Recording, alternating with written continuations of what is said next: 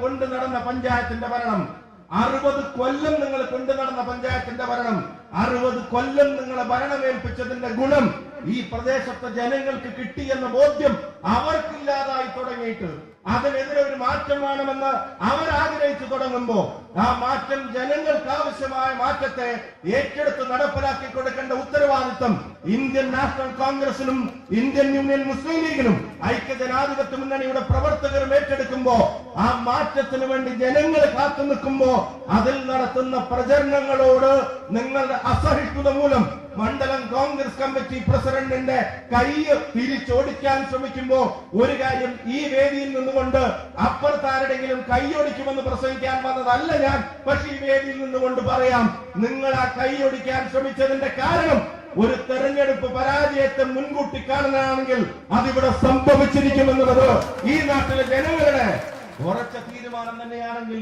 അതിനെ തടയാൻ ആർക്കെങ്കിലും സാധിക്കുമോ? രാഷ്ട്രീയത്തിൽ പ്രചരണം നടത്താനുള്ള അവകാശം ആർക്കും ഇല്ലേ?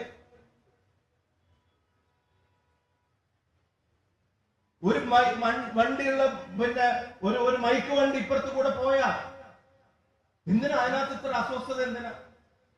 സ്കൂൾ തെരഞ്ഞെടുപ്പിന്റെ റിസൾട്ടിൽ ഒരു മാറ്റം ഉണ്ടായാൽ എന്തിനാ അതിനകത്ത് ഇത്ര അസഹിഷ്ണുത? എന്തിനാ? സ്കൂളിനകത്തെ തെരഞ്ഞെടുപ്പ് പോലും അട്ടിമറിക്കാൻ പാർട്ടി നിർദ്ദേശം അനുസരിച്ച് കുട്ടികൾ മത്സരിക്കുന്ന തെരഞ്ഞെടുപ്പ് അതുപോലും ഒക്കെ അട്ടിമറിക്കാൻ ശ്രമിക്കുന്നതിന്റെ കാരണം എന്താ? കാര്യം എന്താ? പ്രിയമുള്ളവരെ, ജനങ്ങളുടെ പ്രതികരണങ്ങൾ ചില കാര്യങ്ങൾ പറയുന്നുണ്ട്. ഞാൻ ഒരു കാര്യം ഉറച്ചു വിശ്വസിക്കുന്നു, ഏറ്റവും വലിയ ശക്തി അത് ജനങ്ങളാണ് എന്നുള്ളത് ഒരാളും മറന്നുപോകണ്ട. സ്റ്റേറ്റ് എന്ന് പറഞ്ഞാൽ ഭരണകൂടമല്ല, പഞ്ചായത്ത് എന്ന് പറഞ്ഞാൽ പഞ്ചായത്തിന്റെ ഭരണസമിതിയുമല്ല, അതിന് നേതൃത്വം നൽകുന്ന പാർട്ടിയും മാത്രമാണ് എന്നുള്ളത് ആരെങ്കിലും ധരിക്കുന്നുണ്ടെങ്കിൽ അല്ല. മേപ്പൂര് ഇവിടുത്തെ ജനങ്ങളുടേതാണ് എന്നുള്ളത് അരക്കിട്ട് ഉറപ്പിക്കുന്ന തീരുമാനം അവരുടെ ഭാഗത്തുണ്ടാവാൻ വേണ്ടി പോവാ. ഇവിടെ അഴിമതിയെ സംബന്ധിച്ച്, സ്വജനപക്ഷപാതത്തെ സംബന്ധിച്ച്, വേണ്ടത്ര വികസനമില്ലായ്മയെ സംബന്ധിച്ച്, ജനങ്ങൾ നേരിടുന്ന പ്രയാസങ്ങളെ സംബന്ധിച്ച് അതിന്റെ പ്രചരണങ്ങൾ ഇവിടെ നടത്തും. പ്രതിപക്ഷ പ്രസ്ഥാനങ്ങൾക്ക് അതിന്റെ ഉത്തരവാദിത്വമില്ലേ? അതിന്റെ പ്രചരണങ്ങൾ ഇവിടെ നടക്കും. നിങ്ങൾ വേറെ എവിടെയും നടത്തുന്നില്ലേ? അശോകാഷ അവരുടെ ഒരു പാർട്ടി പരിപാടി ഇവിടെ നടക്കുന്നില്ലേ? സത്യേട്ടൻ നടക്കുന്നില്ലേ? അപ്പൊ അതിനുള്ള സ്വാതന്ത്ര്യം അവർക്കുള്ളതുപോലെ സഞ്ചരിക്കാനും പരിപാടികളിൽ പങ്കെടുക്കാനും ഒക്കെയുള്ള സ്വാതന്ത്ര്യമുണ്ട്. ഞാൻ പറയുന്നു, ഒരു പ്രതിഷേധത്തെയും ഞങ്ങൾ ആരും അടിച്ചമർത്താൻ ആഗ്രഹിക്കുന്നില്ല. പ്രതിഷേധിക്കാനുള്ള, ജനാധിപത്യ പ്രതിഷേധങ്ങൾ നടത്താനുള്ള അവകാശങ്ങൾക്ക് വേണ്ടി വിയോജിപ്പുകൾ ഉണ്ടെങ്കിലും നിലനിൽക്കും.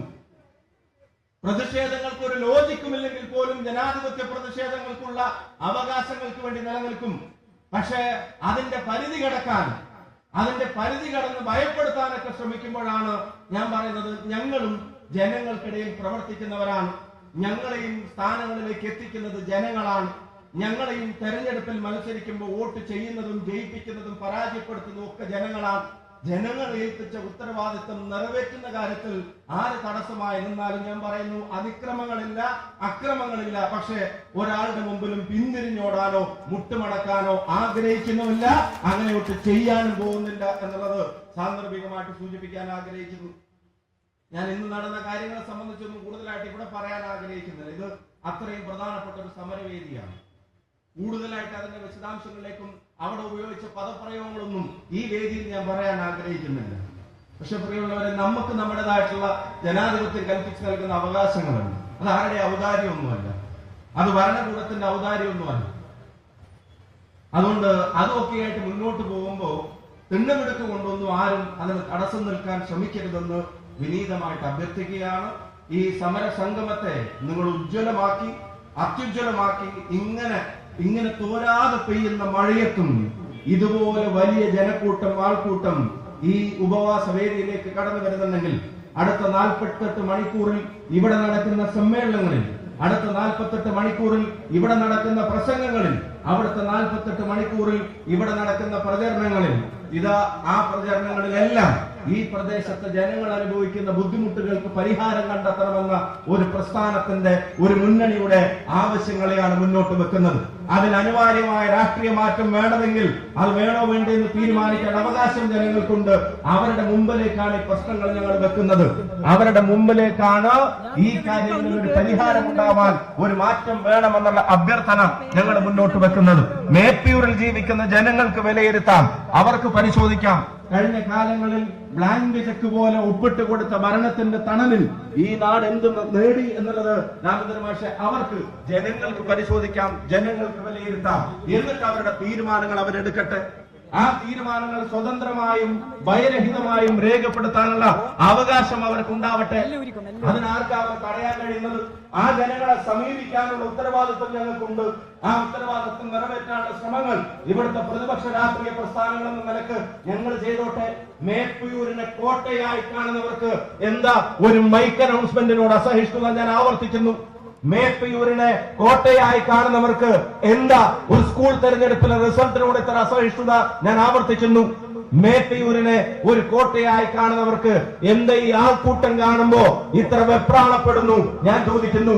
മേപ്പയൂരിനെ കോട്ടയായി കാണുന്നവർക്ക് എന്ത് പഞ്ചായത്തിന്റെ വീഴ്ചകളെ സംബന്ധിച്ച് പ്രതിപക്ഷ രാഷ്ട്രീയ പ്രസ്ഥാനങ്ങൾ ഒരു സമരം മുന്നോട്ട് വെക്കുമ്പോ, ഒരു ജനകീയ സമരം മുന്നോട്ട് വെക്കുമ്പോ, ഒരു ഉപവാസ സമരം മുന്നോട്ട് വെക്കുമ്പോ മാർച്ചുമായി പഞ്ചായത്തിലേക്ക് വരുന്നത് പോലെയല്ല, ബാരിക്കേഡിലേക്ക് പോകുന്നത് പോലെയല്ല, പന്തലിട്ട് സ്റ്റേജ് അടിച്ച് രാഷ്ട്രപിതാവിന്റെ ചിത്രം പുറകിൽ വെച്ച് രാജ്യത്തിനു വേണ്ടി ജീവൻ വെടിഞ്ഞവരുൾപ്പെടെയുള്ള നേതാക്കന്മാരുടെ മുമ്പിൽ പുഷ്പാർച്ചന നടത്തി പഞ്ചായത്തിൽ അനിവാര്യമായ രാഷ്ട്രീയ മാറ്റത്തിനോട് ജനങ്ങളോട് അഭ്യർത്ഥിച്ച് 48 മണിക്കൂർ ഉപവസിക്കുന്ന ഒരു സമരത്തിന്റെ അനൗൺസ്മെന്റിനോട് പോലും, അതിന്റെ ഒരു വാഹനത്തിനോട് പോലും നിങ്ങൾ ഈ കാണിക്കുന്ന അസഹിഷ്ണുത എന്താണെന്ന് മേപ്പയൂരിലെ ജനങ്ങൾ വിലയിരുത്തുന്നത് മാത്രമേ എനിക്ക് സൂചിപ്പിക്കാനുള്ളൂ.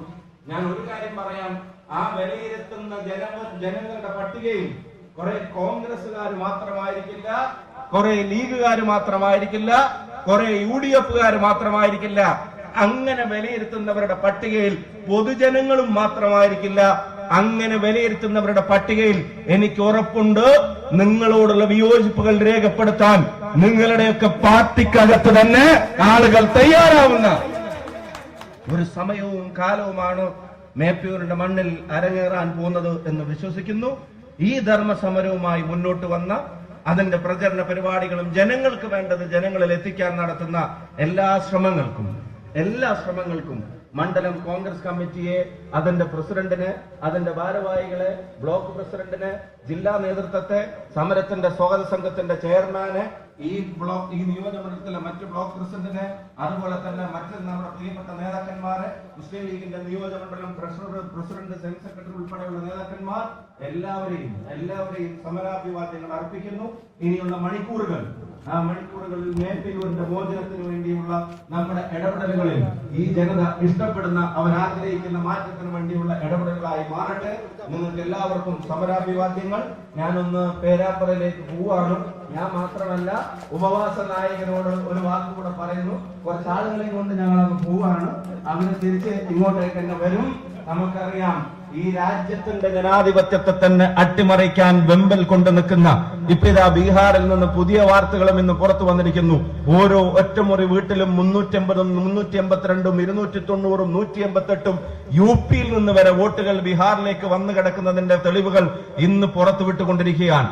ഇന്നത്തെ ആ വെളിപ്പെടുത്തലുകൾ നിങ്ങൾ ശ്രദ്ധയോടെ കാണുക.